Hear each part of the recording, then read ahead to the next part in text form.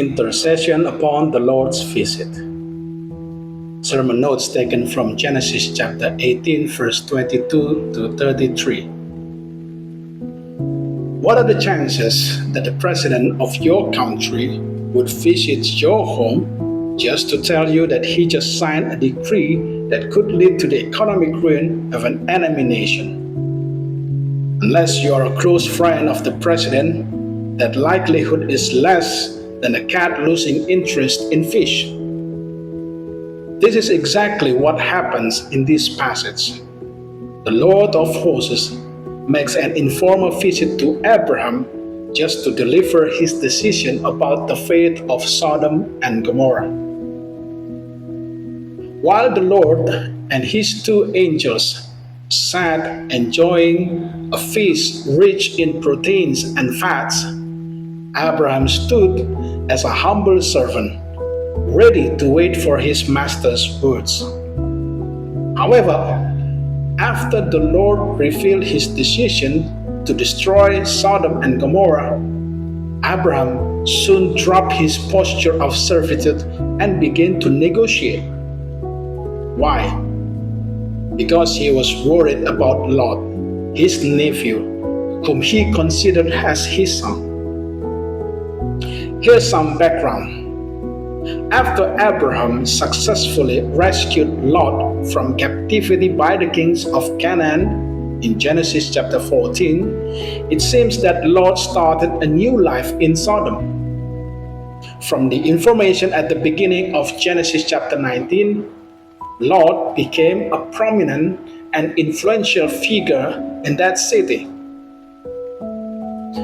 The one-sided negotiation between Abraham and the Lord in this passage ends with the possibility that divine punishment on Sodom and Gomorrah could be lifted if there are still 10 righteous people in those cities. However, Abraham returned to his tent with a downcast face and a broken heart because he knew that aside from Lot, the chances of finding 9 other righteous individuals in Sodom were very slim. Even Lot's wife and daughters might not qualify. So he had to accept that Lot would perish along with the wicked inhabitants of Sodom and Gomorrah. This is supported by the fact that after the rain of fire and brimstone destroyed the two cities, Abraham never had another chance to meet Lot. Even when Abraham died in Genesis chapter 25, Lot did not come to mourn or bury him. It seems Lot spent the rest of his life in a cave in some mountains, never face to face with his uncle again.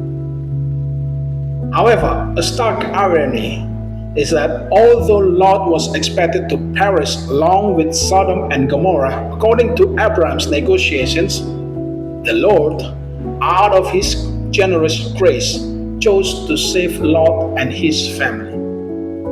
The two angels accompanying the Lord during his visit to Abraham had already been given a mandate to carry out a mission of infiltration and extraction, targeting the VIP named Lot and his family.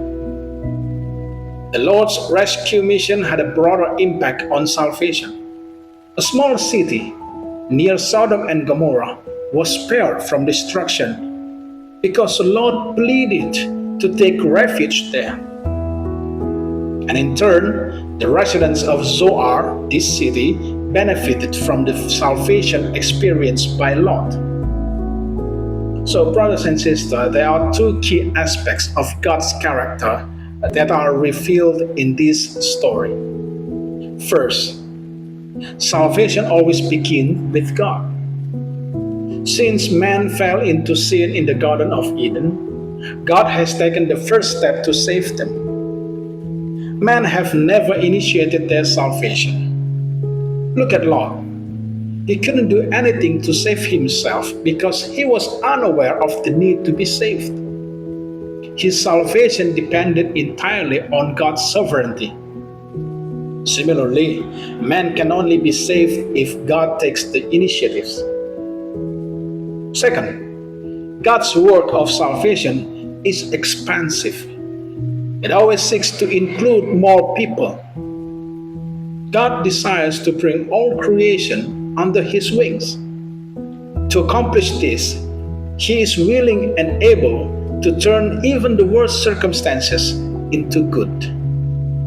It's no surprise that Paul writes in Romans chapter 8 verse 28 that God works in all things for the good of those who love Him. He granted salvation to the small city of Zoar amid the destruction of Sodom and Gomorrah.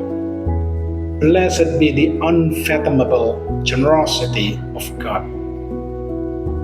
Now, what will you do after learning all these truths? Will you stay silent, pretending that your life is wonderful even though today's world is much more corrupt than Sodom and Gomorrah?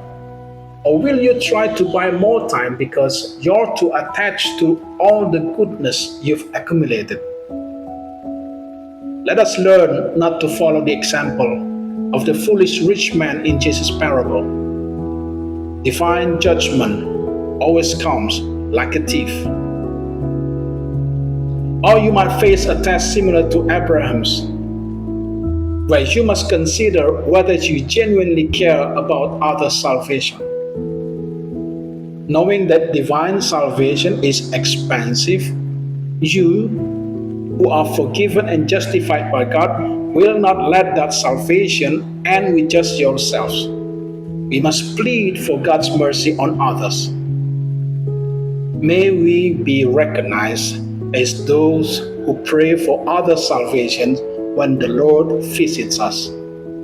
Amen.